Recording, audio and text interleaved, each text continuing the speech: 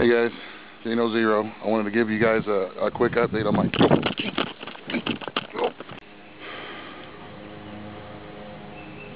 I'm just going to start video when I get down to the bottom of the hill. I'm not even going to bother anymore trying to walk down the hill and look at the camera, and I fall down every time.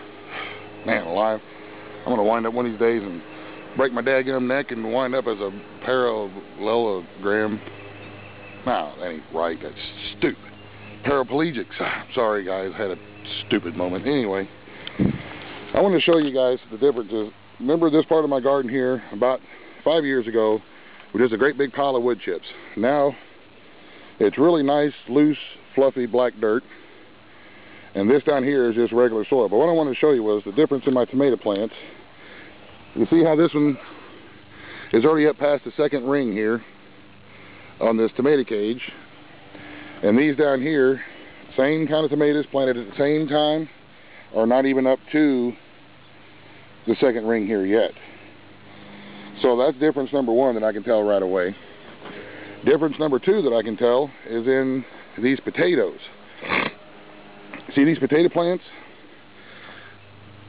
Those are big and juicy and fluffy, and they look awesome, and those were planted at the same time as that itty bitty potato plant right there that was just in the regular dirt here. And I don't know about you guys. Let's see, that's, put that hand down here, about a hand length. I don't know about you guys, but I can tell a difference in that. There's a little bit of a difference there.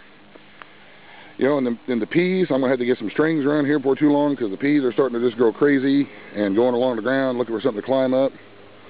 Whereas these peas down here, they don't look bad.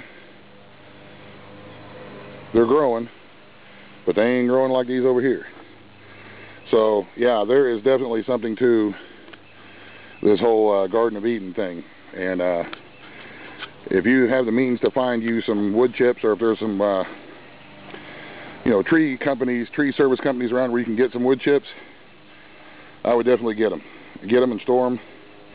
I went ahead and put some more on the garden this year, this part of the garden here. Did this past weekend when the hillbillies were here. And we're just going to start doing it that way from now on.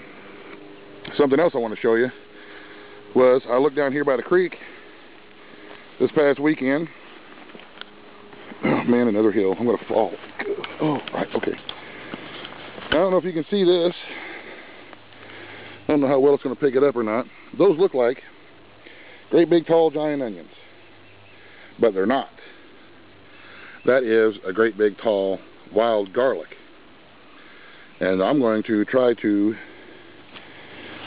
get a couple of them here and transplant them up. Ow, there's stickers there. Ow, man. Okay, into the big garden here. Let me get my little thing here. I'm going to try to grow some of this wild garlic in the garden up there. And you can tell it's wild garlic, one, because it's big, and two, you see those cloves? It you know, it looks like garlic, and it smells like garlic, and it tastes like garlic. Must be garlic. So I'm going to drag these up here real quick, toss a couple of them in the dirt. I'm going to leave a couple of them down here wild, growing. But man, these are just growing wild down here. And if I can get a strain of them, oh, this hill, if I can get a strain of them growing,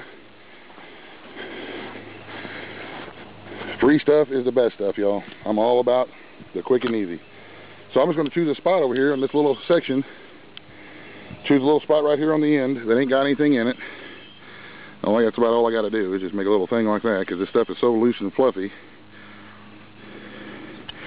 It don't take a whole lot. I'm going to get one of these, put it in there, pack it down. Well, you guys know how to plant stuff. I ain't going to tell you.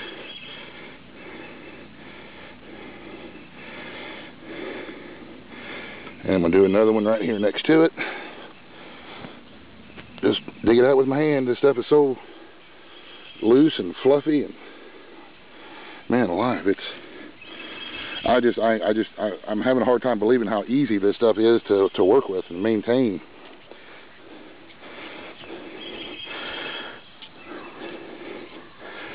See if I can't get them there to take off and get a little bit bigger for me. And then I believe, I don't know, I'm not an expert, but I think that I heard somewhere that you can even take the tops of these things, these little tops right here. I think you can't you put that in the ground and start another one? I don't know if you can or not. Somebody let me know if that's a possibility. Anybody who grows garlic or wild garlic, let me know if you can put that into the, if you can put that in the ground and grow too. I don't know, maybe I'm doing this wrong. I've never tried to transplant anything wild into the garden before. So anyway, that's what I'm going to try to do with this wild garlic, and see if I can get my own little brand, so to speak, of garlic going on. I'll keep you posted and let you know how it works out. But I wanted to give you an update and to show you the difference between this part of the garden, which is essentially mulch from an old wood chip pile. The difference between how this stuff grows over here in this and how it grows over here in just a regular part of the garden. I just can't believe the difference in how this stuff is going crazy. So anyway, guys, thanks for watching.